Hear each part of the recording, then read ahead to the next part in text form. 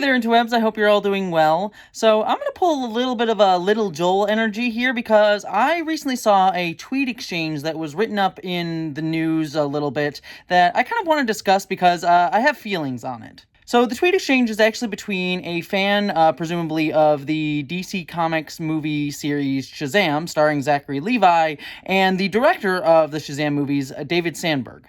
And the exchange was surrounding the upcoming sequel to Shazam, Fate of the Gods, I believe it's called. And the fan tweeted at David, "Hey David, I don't feel like watching the movie because of the drama happening around DC Studios. It's just killing the vibe of the film. There is a lot of uncertainty around DC's future. Just give us an answer whether Shazam will have a role in the future DCU."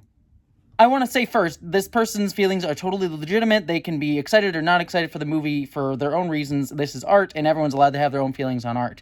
But with that said, I personally think it's kind of a little bit sad that this fan says that his vibe for the upcoming Shazam movie sequel is being killed because he doesn't know if Shazam's going to be in further DCEU projects now that James Gunn's sort of coming in and doing his own thing. And I think that's a little bit sad because it means that, he's not really excited for the film that he has still yet to watch, like a 2-hour movie that's going to presumably have its own arc, have its own stories, have its own excitement things in there. You know, the Zachary Levi of it aside, because honestly, if anything's killing my vibe around the Shazam movie, it's Zachary Levi at the moment, which is disappointing because I was a huge Chuck fan as a kid.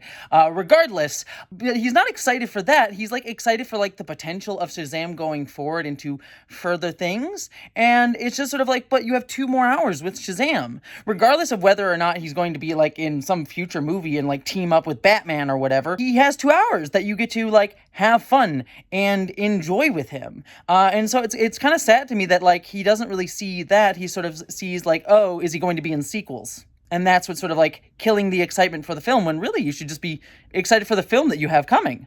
And David Sandberg kind of had, an interesting response to this, where he said, he definitely won't be if people don't go see the movie. What I've been told is that there's nothing in Shazam films that contradict the future plans for DC, so the possibility for more Shazam is there, and if that's what you want, your best bet is to go see the film.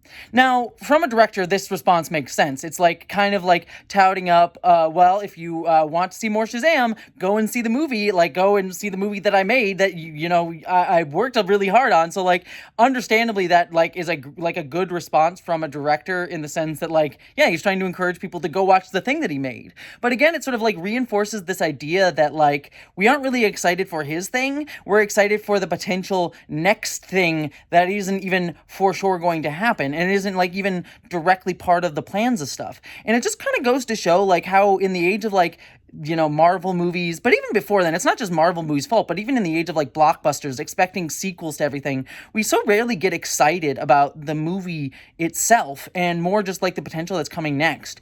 I remember way back when I was a little kid, and I saw my first superhero movie, which was the Sam Raimi Spider-Man movie, and I loved that movie to death. And I remember leaving the film that night with my mom, walking out the exit door and saying, "Oh my God, I'm so excited! I want to see more Spider-Man. I was really excited about Spider-Man." And this woman next to me is "Well, you should get excited because there's 2 more Spider-Man movies. He signed on for 2 more." And I was "Oh, that's so cool. Yeah." And it got me at that point as a little kid. I remember after that being "Oh, I just need to go and consume the next thing. I need to go and get the next 2 Spider-Man movies right now. I'm so excited for them." And I understand my excitement. I'm not hitting on my own. We like to see more of the things that we love. That's a human response.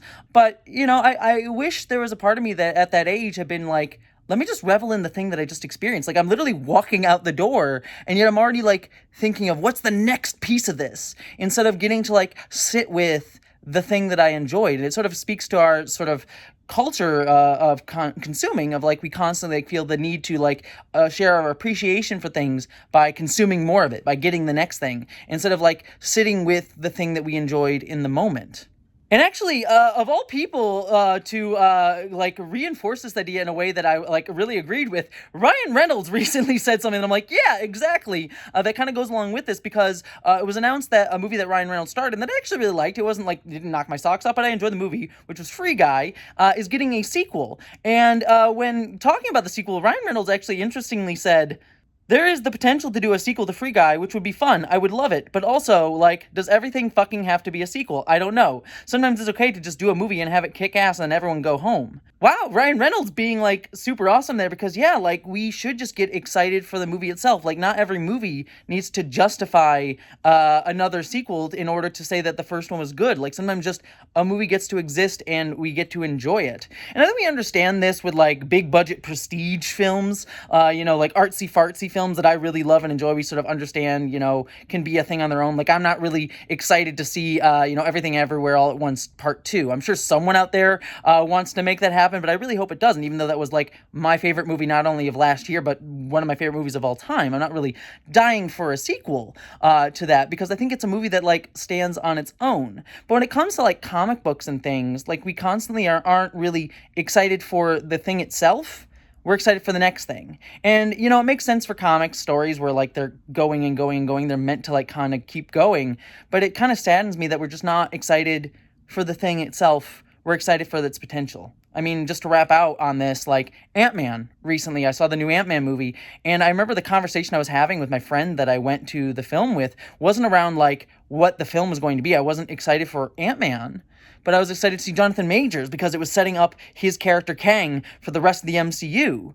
And even the movie itself kind of seemed only to be interested in that because Ant-Man as a character, reasonable minds may disagree, but for me, I don't feel like Ant-Man as a character really grew all that much, no pun intended, throughout that movie. He kind of begins and ends in relatively the same place. And the only thing that, like, kind of progressed forward was Jonathan Majors' character, Kang. Like, that character got some big movements in terms of what was happening with him, but Ant-Man didn't really change. And it really wasn't an Ant-Man movie. It was more of a, hey, here's the promise of what's coming up next with Kang.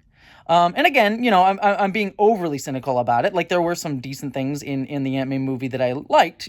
By no means a top tier Marvel movie, but I don't hate it. But like, that's really ultimately, like, kind of when you boil it down, what it feels like, and that kind of makes me sad because it's just sort of seeping into the movies themselves that we're more worried about the next thing rather than telling the story of the moment that we should be excited about. So that's just something I wanted to talk about. I said I was going to bring Little Joel energy, but this was like, 5 minutes or so of me rambling, and Little Joel is much better about doing this in 1 or 2 minutes. So, I'm just a verbose trans woman. I can't make everything short. This is the shortest I get. All right. Love y'all. Take care. Live long and prosper.